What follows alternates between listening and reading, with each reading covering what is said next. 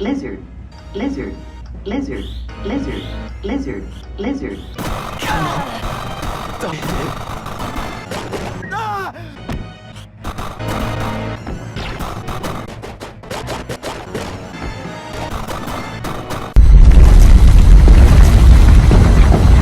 Hello, welcome back everybody. This is the next installment in me playing Final Fantasy Tactics for the first time. You can see here that I'm adjusting some things with classes, trying some new things out. I was looking more into what classes needed what levels and other classes to be unlocked.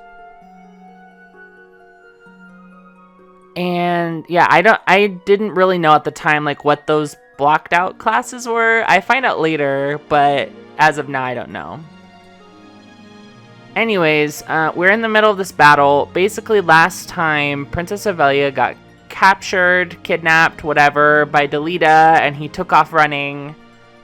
So we gave chase, and we came across this group. Basically there was a guy trying to stall us, or I guess more so stop us, like he wanted us dead.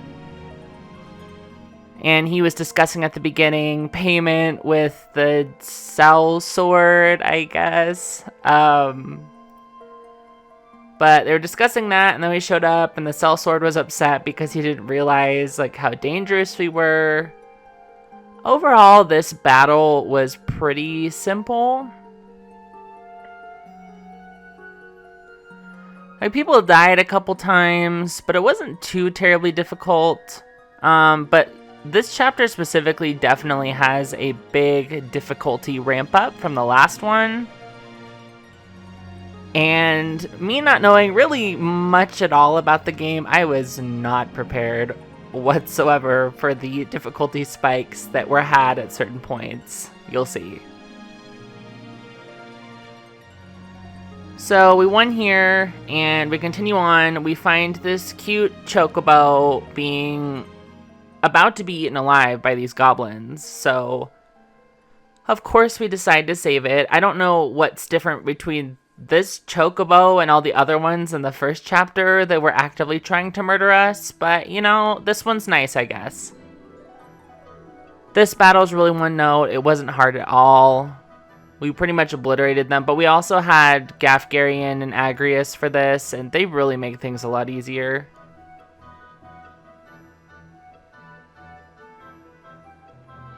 And now we have a new fine feathery friend with us.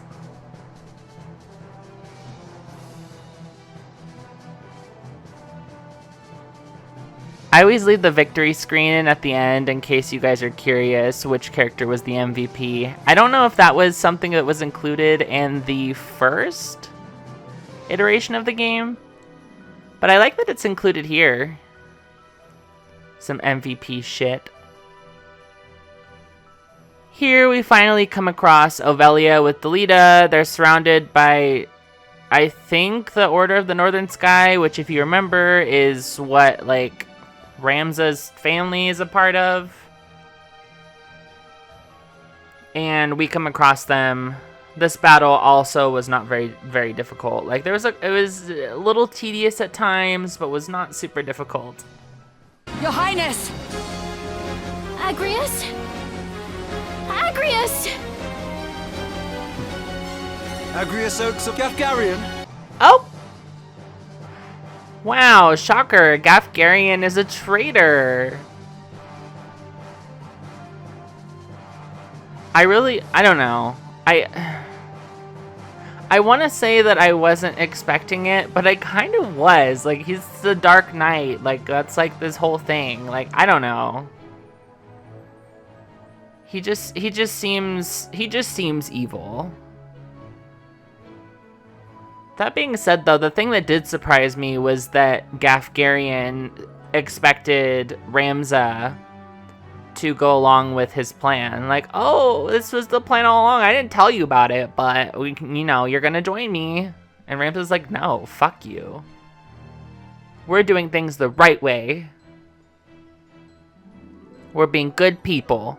Also, why the fuck does Delita deal so much damage? Did you see, like, the 120 that he did to everybody. Absolutely crazy. Madness. We beat Gafgarian and the goons, but Gafgarian was like, I'm out of here. And he teleported out because he's a coward. Also, is it just me, or is Delita, like, really annoying? I was kind of irritated in the first chapter when his sister died and he was upset, understandably, but then he, like, blamed Ramza for it.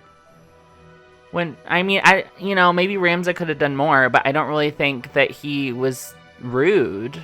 He was, like, the one, like, noble person that wasn't a piece of shit. And then in this chapter, he just says all this cryptic shit. He's like, oh, you won't be able to do this. This won't help you. Blah, blah, blah. You can't save her.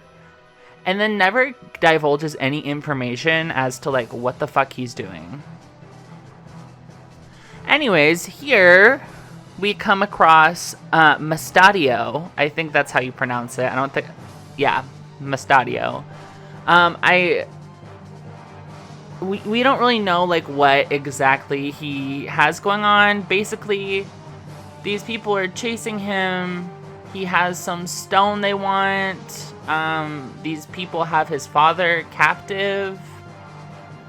But Mustadio's great. I love Mustadio. He's a machinist. He has a gun.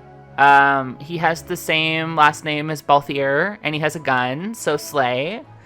I don't know how, like, deeply connected these worlds are. I know both of them take place in Ivalice, but I don't know if, like, there's actually any connection. But it's cute that it happened twice. Two really cool guys with the same last name with guns. Also, have you noticed, Mustadio, I didn't realize when I was playing, but Mustadio took all of the killing shots. Like, he fucked them all up. And then it's like the MVP is blah, blah, blah. And I was like, no, this is the real MVP. Mustadio is the MVP for sure. A friend once showed me how to do this, but I'm afraid I've never quite mastered it.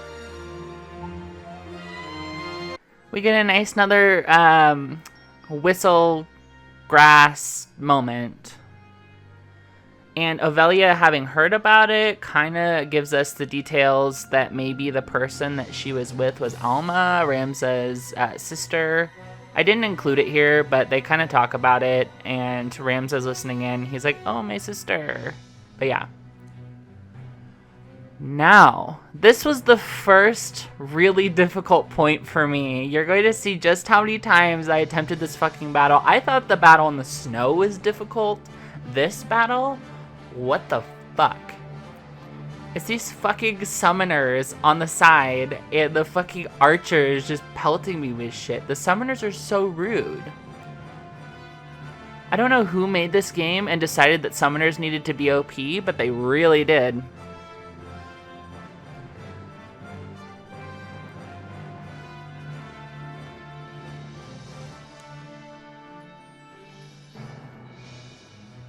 Yeah, I had no idea what I was getting into with this battle, because up to this point, like, it hadn't been, like, too terrible. Like, things were a little more difficult, but I wasn't expecting this to be this hard.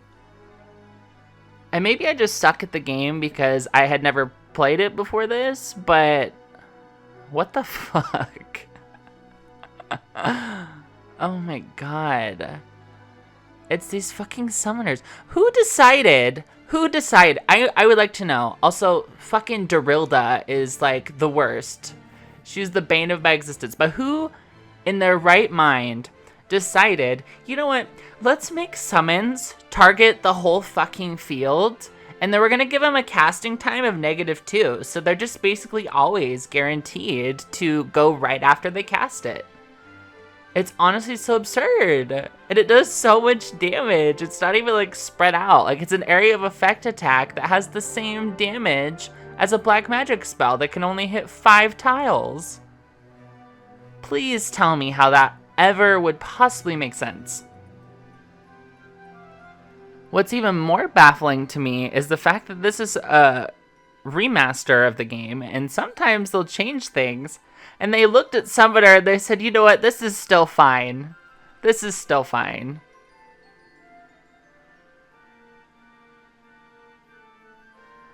Like, you see, like, my character's dying, and most of the time it's to the summoners. Also, who the fuck decided that raise, out of everything, raise, the spell raise, would have a percentage chance to hit or miss? Why is that what it is? Like, so obnoxious. Like, you waste a turn. Anyways, you saw I went back to the world map. I actually grinded out some more levels, and then I came back because I was suffering, and you see it went much better for me this time.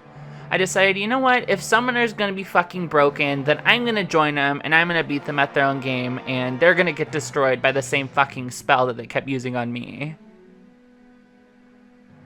So, the last attempt went really well, but I don't even know how many attempts I had initially. Like, I think that I had to have tried it like 10 plus times.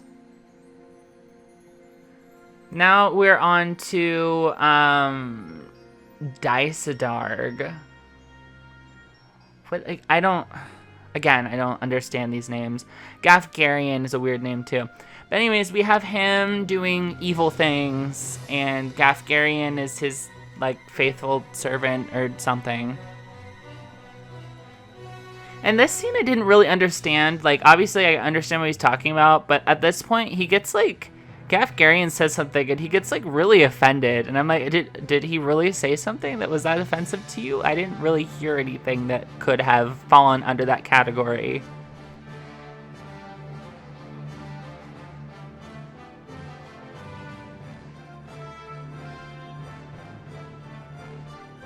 Also, I don't really know, like, how much... there's obviously a time skip between the first chapter and the second one, but I don't really know how much of a time skip it is. Like, Ramza definitely looks older. He has, like, his hair cut, but, like, his brother here, like, hasn't gotten any gray hairs or anything, so it couldn't have been that big of a time skip. This chapter overall really has, oh, this was the part I was talking about.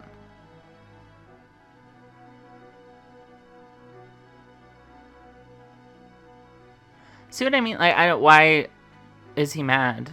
But anyways, during chapter 2 is where the game really starts to pick up as far as all of the story and, like, political stuff is concerned. And it's honestly pretty cool. Like I said in the last video, I wasn't really sure what to expect, but this story is very complex. There's a lot to it, and I like it a lot. There's been a lot of twists that I really didn't see coming. Foreshadowing. He's foreshadowing. You'll see. If you've played this game before, you already know, but... we come across these cute little castle gates and talk to these nameless NPCs that guard it. And Agrius is like, we believe in religion. And they're like, okay, open the gates. And then we come across Cardinal Delacroix. Delacroix? Croix? I think it's Delacroix. French. I think it's French. I could be wrong. I'm gonna sound really ignorant if I'm wrong. Sorry to French people if I'm wrong. Anyways, we come across Cardinal Delacroix. The fuck are these names? What the fuck are these names? We come across him, we talk to him for help, and he just talks very sinisterly. I say this, but at this point, I had no idea what was in store for me as far as he was concerned. But basically, we're getting some, like, lore drops. Mustadio had Auracite. Delacroix has Auracite also. And apparently they're magical stones that, like, hold the power of a god or something. I don't know. And Agrius was like, oh my god, like, that's fairy tales. And Delacroix was like, you dare raise your voice to the church? Or whatever the fuck he said. And Ovelia, of course, being the church-goer that she is, recited, like, every single piece of lore regarding the Orsite. Basically, there's, like, they're the Zodiac stones, and there's, like, the Zodiac... There's a lot of stuff with Zodiac with this game. And I know the characters have Zodiac signs, too. I don't know what that does or how that interacts with anything. But, yeah, there's, like, these creatures that are all in relation to the Zodiac. Anyways, we ended our conversation with Delacroix. And Agrius and Ovelia stayed behind, and Ramza and Mustadio were going to retrieve the stone from where Mustadio had it hiding. I have to fight these creatures in this poisonous, disgusting marshland. That was really a little annoying, but the battle itself was super easy. I just went the old nuke them all route. I brought out the summoning, I brought out the black magic spells, because I have 2 or 3 ones at this point. And we easily make our way to Gaug? I think it's Gaug. I think it's supposed to be like Cog, but Gaug? I'm not sure. On another note, when I was little, I used to think the word gauge was Gog, because English is stupid. Anyways, Mustadio's like, I'm gonna go get the stuff that I need, blah, blah, blah. We'll meet in Lowtown. And Ramza's like, okay. And I show up to Lowtown, and Mustadio hasn't come back yet. And Ramza's like, something's fishy here.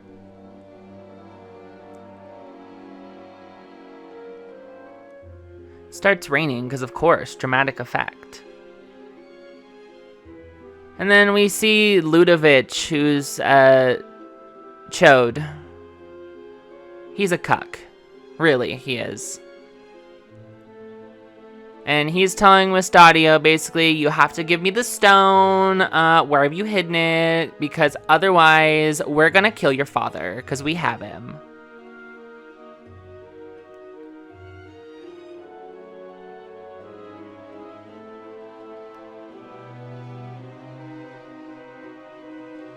His father's like, don't say anything, because obviously, like, he doesn't want... The Orsite's powerful. He doesn't want it to end up in the wrong hands.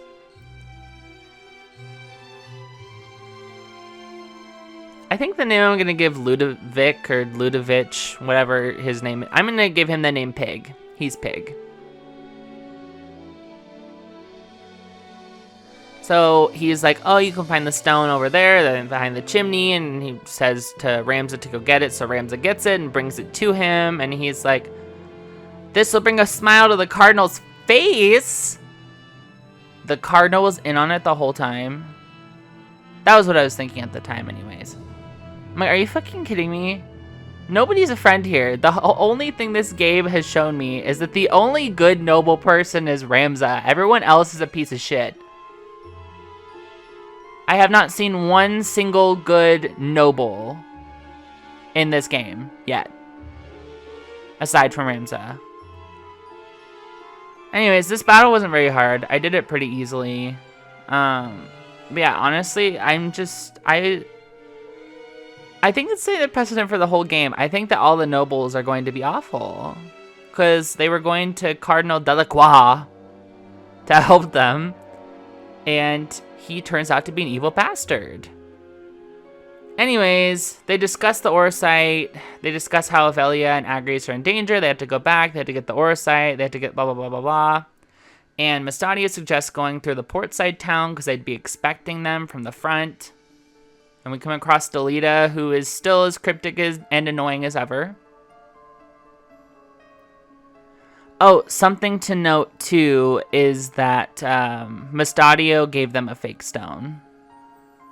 He had Ramza give them a fake stone. Also, Delacroix kills this man. Which, Pig deserved it, but... It shows you how evil he is. We come across Agrius running away. She escaped. And we fuck up the ever-living fuck out of all of these enemies. This was a very easy battle. Summoning is exceedingly good at dealing with trash mobs.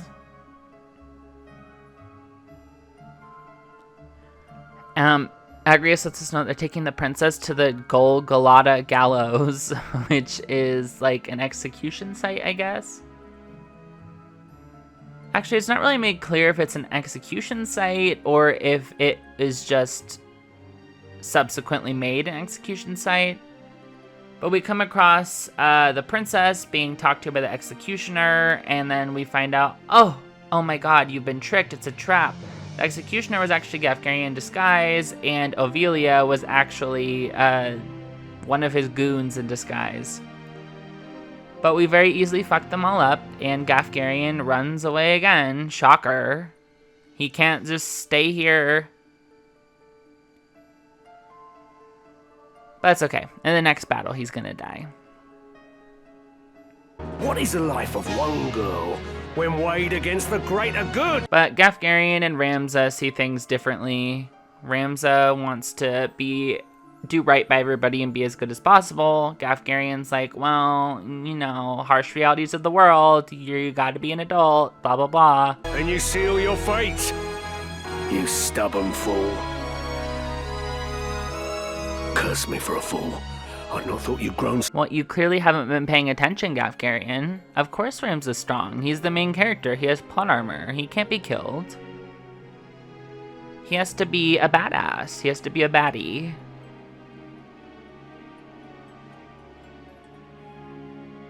So we beat him, and then we head off to Lionel Castle, and this is where I was informed about this cute little mechanic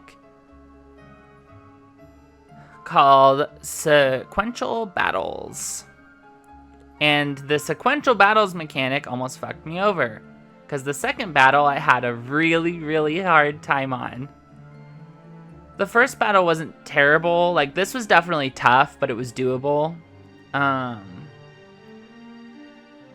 I just didn't want to have to redo this battle personally. And so that's why I tried so many times on the second battle. You saw in the beginning how a lot of my first attempts went with that stupid fucking first battle. The annoying thing with this battle specifically is that Ramza's put over on the other side by himself and everyone else is put on the opposite side. And the way you're supposed to play it is that Ramza is supposed to go down and open the gate so everyone joins together or whatever. But I don't know why I decided not to do that. I really don't know. I think I made it a lot harder for myself than if I had just brought everybody together. But I made it work. I mean, the strategy was basically heal Ramza as much as possible. He died a lot. And have him spam spells. And we made it through, Gafgarian died, and we made it to the second battle. So, since I showed all of my lovely fail attempts at the beginning of this video, I figured the best course of action would be to show you my successful attempt of this battle. And you can see I'm like doing all this preparation, I'm getting ready, I'm changing the classes of my characters to things that I need. And then of course, this happens. I had done all my attempts the previous night, and then the next day I tried again, and this is what I got. I don't know what crack the AI for Q-Lane was doing. I don't know what crack it was on. But basically almost the whole entire battle, this specific attempt, it just, aside from like 1 or 2 hits, just completely ignored my monk the whole entire time. It repeatedly targeted everybody else and ignored my monk, and my monk just got to keep beating the shit out of it. I don't know if the game took pity on me for my suffering, but honestly, like, I don't know if I could take it. it's crazy to me that it went that way. I get the gist that with this game, sometimes the AI is really, really stupid. Cause yeah, I don't know. I really don't know why he ignored my monk the whole entire time. Anyways, he's called the Undying, but like he blew up. He's dead. The stone is left behind. And that was pretty much it for this chapter. I think this game follows a pattern. I feel like there's probably going to be one major battle at the end of each chapter, and that'll be kind of like your sign to know that the chapter's coming to a close. That's the gist I've gotten of it anyways. And we get this nice, cute cutscene of Deletus showing up to... Basically, there's the two dukes. There's Duke Larg and Duke Goltana. One of them's the white and one's the black. I don't remember which is which. Doesn't matter. I don't care. I don't care about these stupid old men. But he comes in, Deletus comes in, he's like, oh, like, I got the princess, and now you have a pawn to fight the war.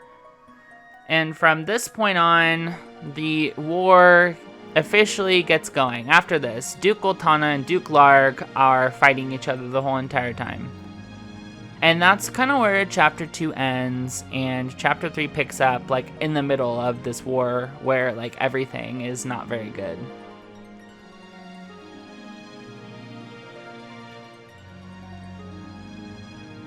Anyways, that's about it for this video. Thank you so much for taking the time to watch and to participate in this with me. I am in the process of getting footage for part 3. I'm not sure how many chapters are in the game, but I plan on making a part for each one. I'm running out of time as far as like the next series of videos I want to do, so things are going to kind of run into each other, I guess, and that's okay. But if you had a good time watching, if you want more, please subscribe, like, comment, tell me what the battle is that you had the hardest time with in Chapter 2 when you played it. Whether it was years ago you played it, or whether you played it in this remaster. Let me know, and let me know what your favorite playable character is, or your favorite playable class. Yeah, just go ahead and share in the comments. Anyways, thank you so much for watching. I hope you all have a lovely day, and I will see you next time.